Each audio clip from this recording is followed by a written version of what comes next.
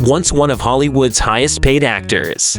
He went from winning Oscars to being considered one of the craziest movie stars in showbiz. Today we're looking into Hollywood's most misunderstood star, the enigmatic Nicolas Cage. What the hell is he doing? Full name: Nicolas Coppola. Cage was born on January 7, 1964, to a choreographer and a literature professor. And yes, his real name is Coppola. He's the nephew of acclaimed film director Francis Ford Coppola. At age 15, he even tried to convince his uncle to give him a screen test, screaming to him, "I'll show you acting."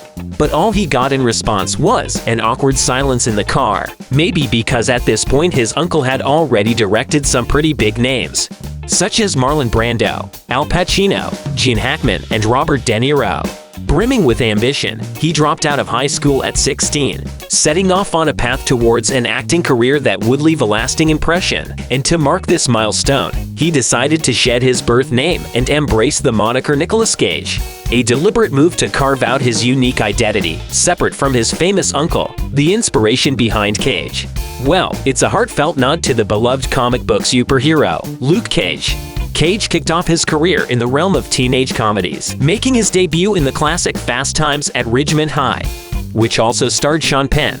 Uncle Francis Ford Coppola then gave him a small yet notable role in the critically acclaimed Rumblefish. But he really hit the jackpot in 1987 by starring in the Coen brothers' second movie, Raising Arizona, a crime comedy that received mixed reviews at the time, but quickly became a cult classic, influencing filmmakers as big as Quentin Tarantino himself. The same year, Cage stole hearts in Moonstruck, alongside Cher, another cult movie that was even recognized by the American Film Institute as one of the best comedies from the last century, in great part thanks to Cage's hilarious, yet honest performance, which earned him a Golden Globe nomination, and the hits kept coming. Cage delved into David Lynch's peculiar world in Wild at Heart, showed his fangs in Vampire's Kiss, and kept the laughs coming in the comedy Honeymoon in Vegas.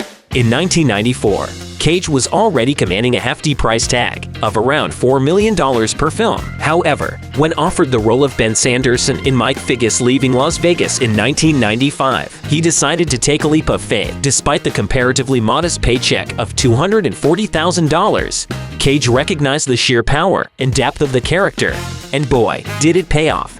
His extraordinary portrayal of the alcoholic screenwriter earned him both an Academy Award and a Golden Globe for Best Actor. Starting 1995, Cage went on an action-packed spree, delivering one thrilling performance after another. He kicked things off with the explosive The Rock in 1996, followed by the adrenaline-fueled Con Air in 1997. He even pulled off a mind-bending switcheroo with John Travolta in John Woo's intense masterpiece, Face Off in 1997.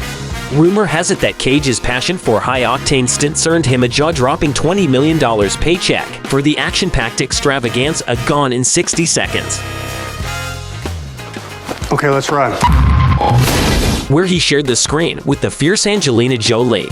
He even directed his first movie in 2002, Sunny, about a male gigolo who struggles to free himself from his madam mother.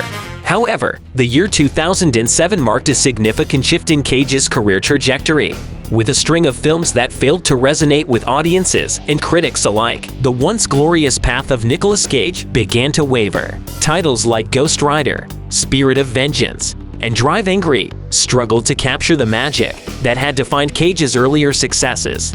Nicolas Cage's downfall can be attributed to a combination of factors. Some critics argue that his choice of roles became increasingly eccentric and outlandish, leading to a disconnect with mainstream audiences. Others point to the financial troubles and personal issues Cage faced during this period, which led to him accepting roles in films that didn't align with his artistic sensibilities. In 2007, for instance, Nicolas Cage experienced a home invasion when he found an intruder in his gated Newport Beach residence, while his 2-year-old was sleeping in another room. Recalling the event during the 2011 Toronto Film Festival, Cage shared that he woke up to find a naked man wearing his leather jacket and enjoying a fudgesicle in front of his bed. Despite not pursuing legal action against the intruder, named Robert Furrow, Cage felt compelled to move out of the house after a series of peculiar acquisitions and extravagant spending. Nicolas Cage found himself on the verge of bankruptcy. Once one of Hollywood's highest-paid actors, reportedly earning approximately $40 million annually during his prime in the 1990s and early 2000s, Cage depleted the majority of his $150 million fortune on an assortment of items. These expenditures ranged from a real dinosaur skull to global real estate holdings. CNBC reported some of his costly purchases, including a $3 million island in the Bahamas, a pet octopus worth $150,000, and a $450,000 Lamborghini previously owned by the late Shah of Iran. In addition to these acquisitions, Cage possessed 15 properties, including a $25 million residence in California, a $10 million castle in Europe, and a haunted mansion in New Orleans. By 2009, he reportedly owed the IRS over $6 million and was compelled to sell some of his properties. Struggling with his finances, Cage filed a lawsuit against his business manager, Samuel J. Levin, accusing him of fraud and mismanagement. He sought $20 million in damages. Levin countered Cage's claims, asserting that the actor's excessive spending was his own responsibility and unrelated to him. The lawsuit was settled in 2010, but the specifics of the resolution remain undisclosed. To recover from his financial turmoil, Cage took on a remarkable number of film projects between 2009 and 2022, averaging about 4 movies per year. Unfortunately, during this period, Cage acquired a reputation as a B-movie actor. In addition to his surprising choice of roles, Cage's private life also attracted the media's attention, especially his marriages, 5 in total. The first one with Patricia Arquette from 1995 to 2001, the second to Lisa Marie Presley, daughter of Elvis Presley, in 2002, which lasted only 102 days, followed in 2004 by Alice Kim, who gave him a son, Kal-El. Yes, like Superman's birth name. This third marriage, the longest, lasted until a divorce in 2016. In March 2019, on a drink-fueled evening, Nicolas Cage ends up marrying his new girlfriend Erica Coig, a decision he will quickly regret as he files for annulment only 4 days later. Today, he's married to Rico Shibata since 2021. Let's hope she's the good one. Reflecting on this difficult time of his career, Cage revealed in a 2022 interview with GQ, "The phone stopped ringing. I couldn't understand why we weren't doing National Treasure 3 after 14 years. Sorcerer's Apprentice didn't succeed, Ghost Rider didn't sell well, and Drive Angry came and went quickly." Indeed, amidst the challenging years, Nicolas Cage continued to demonstrate his unwavering passion for acting. His performances in independent gems like Joe and Mandy reminded audiences of his talent, captivating critics, and revitalizing interest in his career. Now that he is more financially stable, Nicolas Cage has been able to allocate his time to more significant movie roles.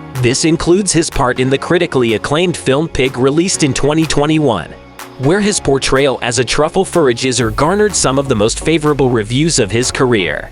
Cage's comeback became official a year later with The Unbearable Weight of Massive Talent, a comedic thriller about the comeback of Nicolas Cage. Hard to do more meta than that. And just like that, Nicolas Cage came back to the forefront. We've seen him playing Dracula this year at the side of Nicholas Hoult in Renfield, a Universal Classic Monsters spin-off. Cage will even be featured in a video game this summer as himself in the survival horror Dead by Daylight.